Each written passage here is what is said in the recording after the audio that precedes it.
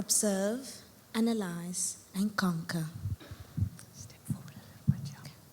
When most people think of a mother, they imagine warmth, arms that wrap you up, words that soothe, and a love that stays. For me, that picture shattered very early. Absent alcoholic mother, horror show of a stepmother, I grew up unmothered, raised by two men who did their absolute best. And that's where my story of blooming in the dark begins. I'd watch my dad and my brother leave before sunrise, return tired, late, but steady.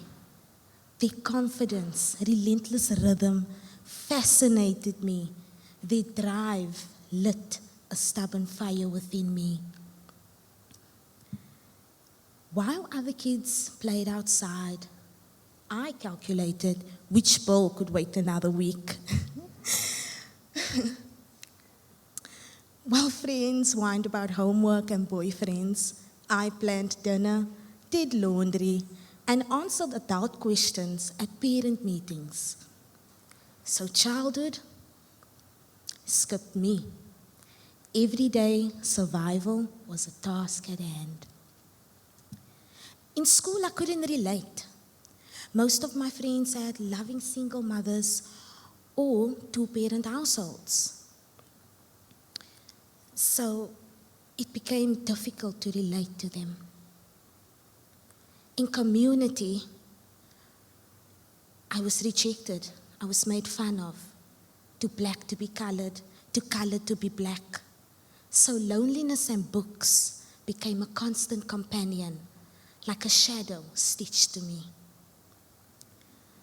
Growing up, people would always say, Racheline, you are wise beyond your years. But that wisdom came not from books, but from secrets held tightly, burdens carried silently, and growing up before my time. Observe, analyze, conquer. By 21, I'd cut the world off, moving through life on autopilot, eat, sleep, repeat, watching life go by. I hadn't become the doctor everyone wanted me to become, so the disappointment was loud. During that isolation phase, it felt depressing and so punishing. But it was like a space, like a cocoon, to meet myself unfiltered and raw. In that quiet space, I asked myself, so what do we do with all this pain, this trauma? Stay a victim? The answer was not neat, but it was mine to wrestle with. Every ache, every fear, and every longing. So I stopped seeking validation. Didn't ask for anybody's permission. Threw myself into the unknown and embraced being unconventional and curious. I went from being a web developer to a junior data engineer in 1 year and 7 months without taking the traditional route. Every line of code, every late night, and every moment of doubt was a step towards conquering. So I became strategic. Every decision planted a seed. Whether it was joining an international hackathon, building AI projects, entering rooms my family never entered, each action carved a space for me. By taking those steps, it encouraged me to be more of myself, more feminine, as I was raised just by men. So I had to embrace all aspects of myself in that moment and understand. I stopped shrinking. If I'm in the room, on the stage, in the meeting, at the tech conference, I belong. I fill that space unapologetically.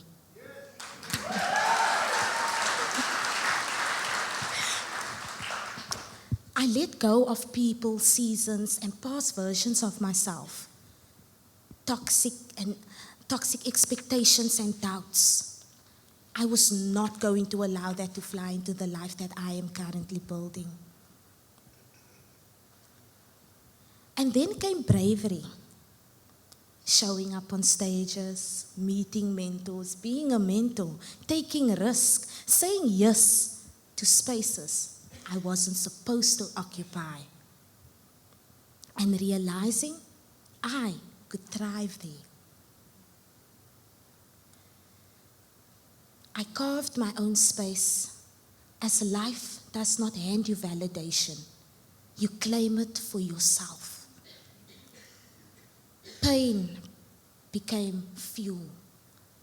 Rejection became resilience. What was meant to bury me became the soil from which I blossomed. Observe, analyze, and conquer.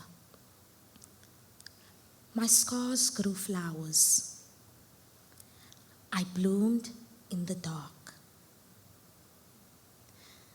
Today I stand, not a victim, not a survivor, but a conqueror in full bloom.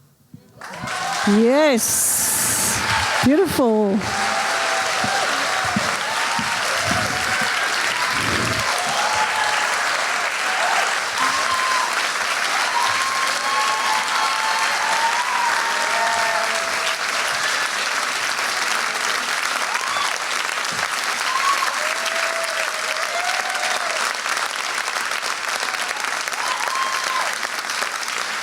Thank you, everyone.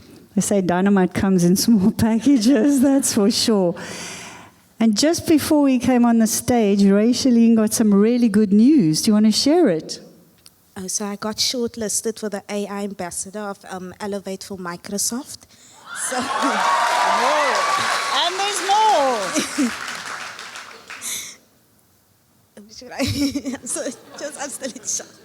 But so I got shortlisted, and I'm going to be a technical mentor at the hackathon tomorrow. It's my first time, and I'm just growing in my career, which I'm very thankful for. Well done. Amazing. Well done, girl. Absolutely lovely.